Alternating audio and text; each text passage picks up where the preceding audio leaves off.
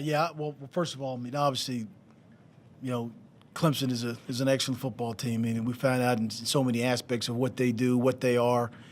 Um, with Taj Boyd as advertised, Sammy Watkins, and a lot of things that they are was shown today, and they took advantage of a lot of things that we couldn't capitalize on. They have outstanding perimeter players.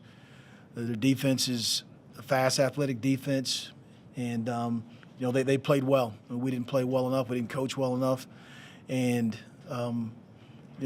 we played a lot of good teams, and that's one of the better ones we played. Questions?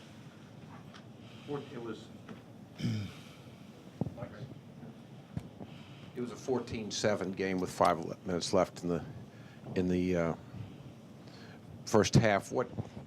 How much did it appear that interception took a lot out of you? Yeah, a lot. I mean, within 5 minutes, they scored 3 touchdowns. I mean, 2 turnovers in the first half. You can't have situations like that when you're playing such a dynamic team with turnovers that they capitalized on.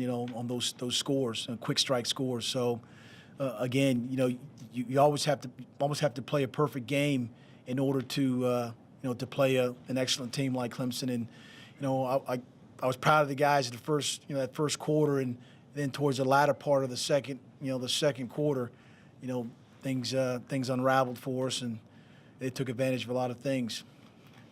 Mike, it seemed like you mentioned Sammy Watkins. It seems they kind of try to go after Tim a little bit. Obviously, a freshman corner. I guess this is kind of a learning experience for Tim. I mean, what do you say to him after something like that happens today? Well, obviously, he's dejected, because you're out there on display and everyone sees that the guy gets behind you. But you've seen Sammy get behind a lot of people, and the only thing you can do is keep coaching and teaching a young man that better days will come for him. He'll get better. He'll get stronger. He'll understand, a lot of the concepts that we're asking him to do. But, he had to take all the reps today until till the very end, where he had an issue with his legs. So, got to keep his head up.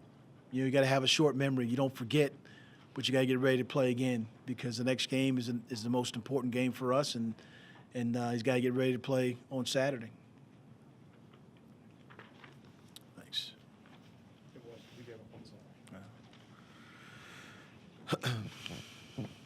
Mike, you played Oregon and these guys. How do they stack up against Oregon? I don't know how they'd stack up against Oregon, but the thing that they have is an accomplished veteran quarterback. They have vertical threats in their passing game with Sammy and a couple other guys.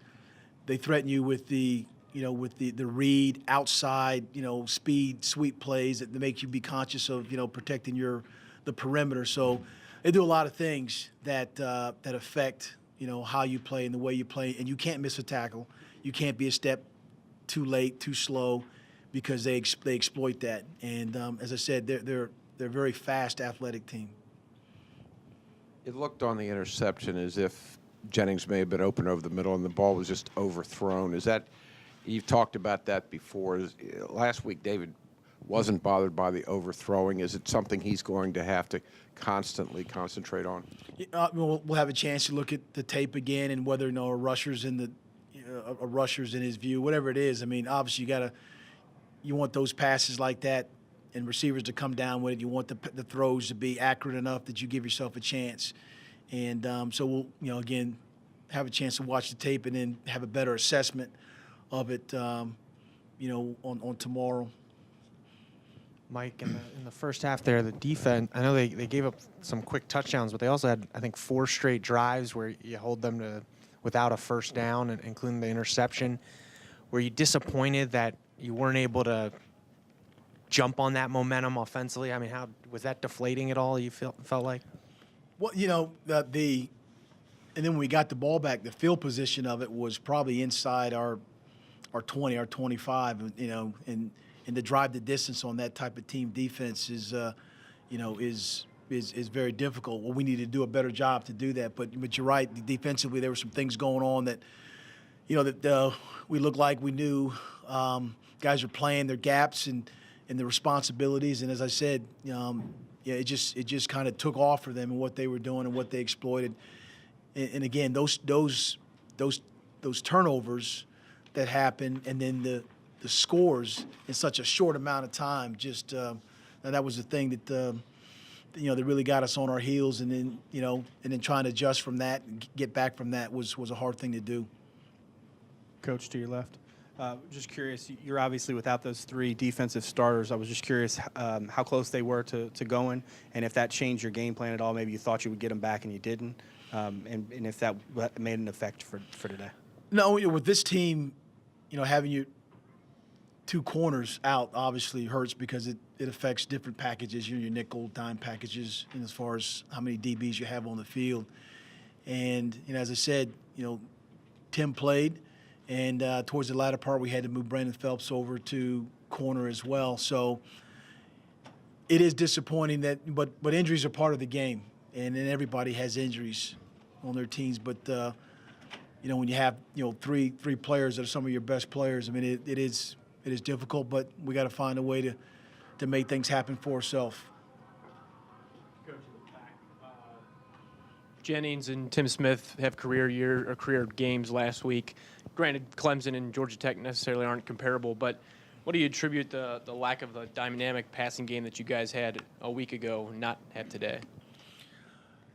They did a great job covering those guys up. They played a lot of press and bump, and disrupting some of the timing of Tim and Darius particularly.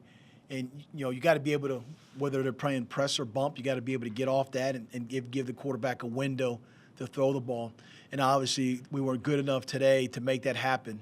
They like I said, they have an excellent defense.